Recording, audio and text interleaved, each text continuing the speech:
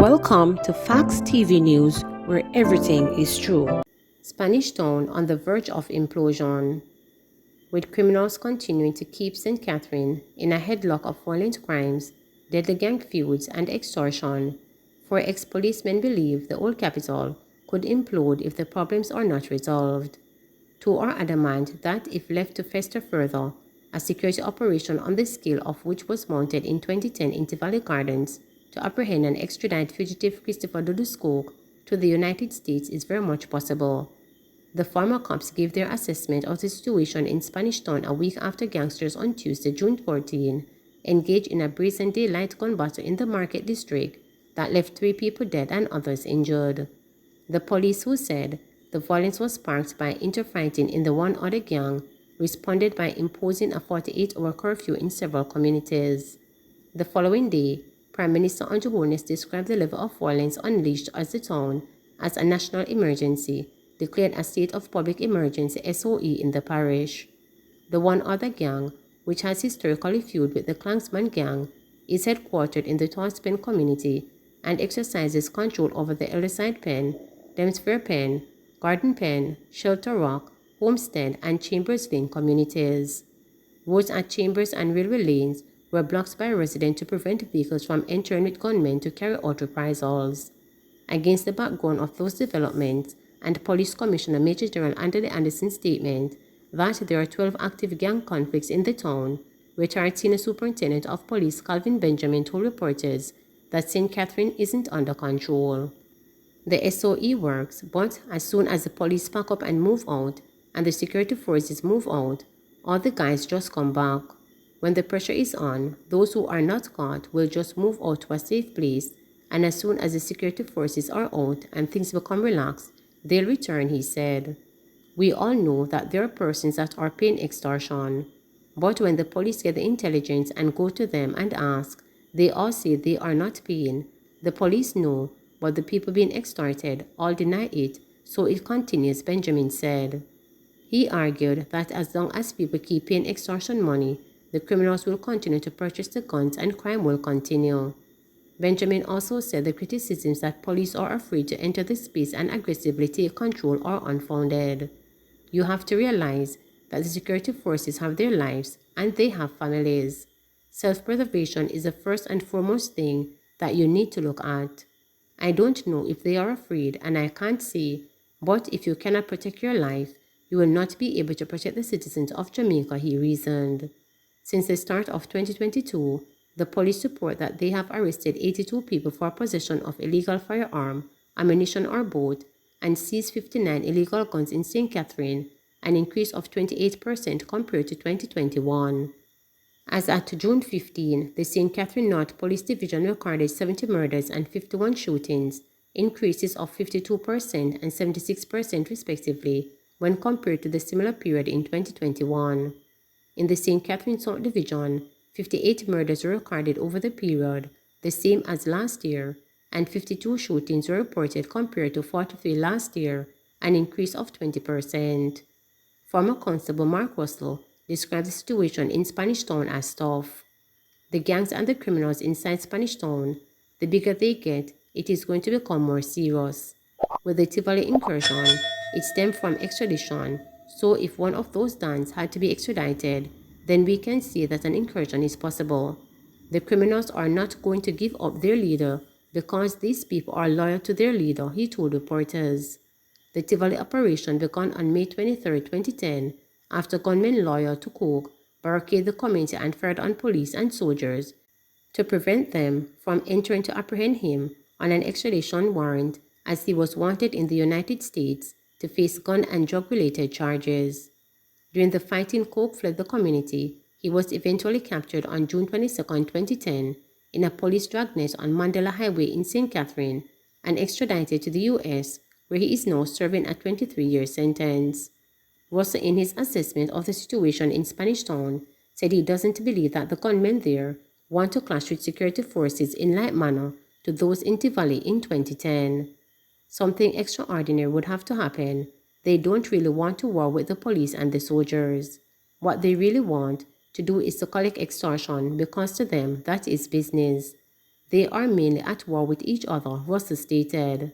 However, he made a grim prediction based on the events in Spanish Town.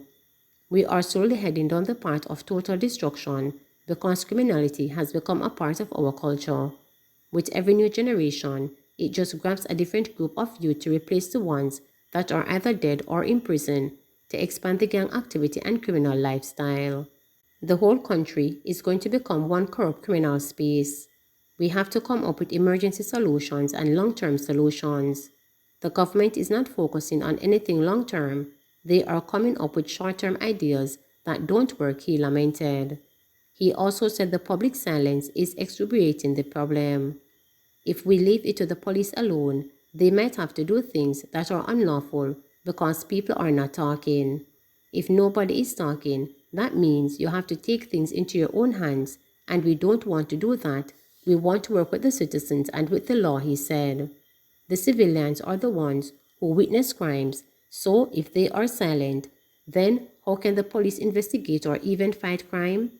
There are good citizens, bad citizens, and hypocrite citizens. The hypocrite citizens, they know everything, and they are the most powerful, but the criminal culture is getting so big that some people are related to the criminals. It might be a boyfriend, a father, a cousin, or a brother. The criminal culture is spreading like a virus, and eventually, it will infect everybody, Russell predicted.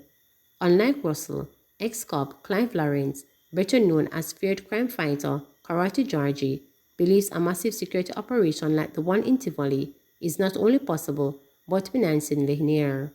The rate at which these men are behaving now, trust me, they have the artillery, so there is a possibility.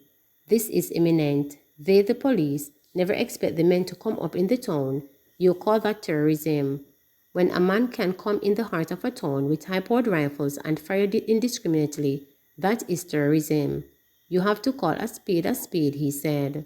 If the criminals can be so brazen to go into the heart of Spanish Town and display the lawlessness, anything is possible.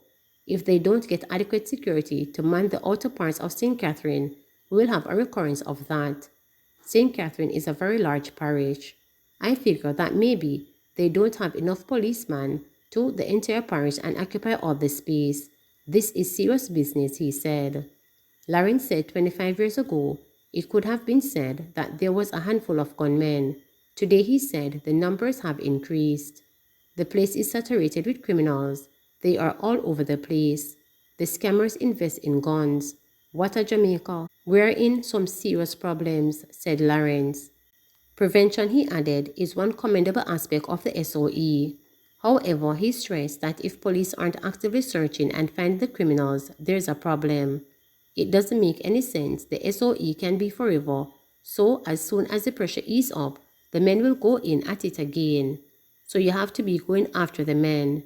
While the SOE can stem it in terms of prevention, how long will the SOE work for? You have to go for the men. You have to find them and bring them to justice in whatever form. Former Senior Superintendent Renita Adams, on the other hand, told reporters that St. Catherine hasn't reached the point of a grand security operation. He argued nonetheless that simple policing work is absent, which poses grave threat for the parish. The criminals are free to organize, get their weaponry, get their money, get their drugs, get their everything, and execute and implement their plans. They are not being disrupted.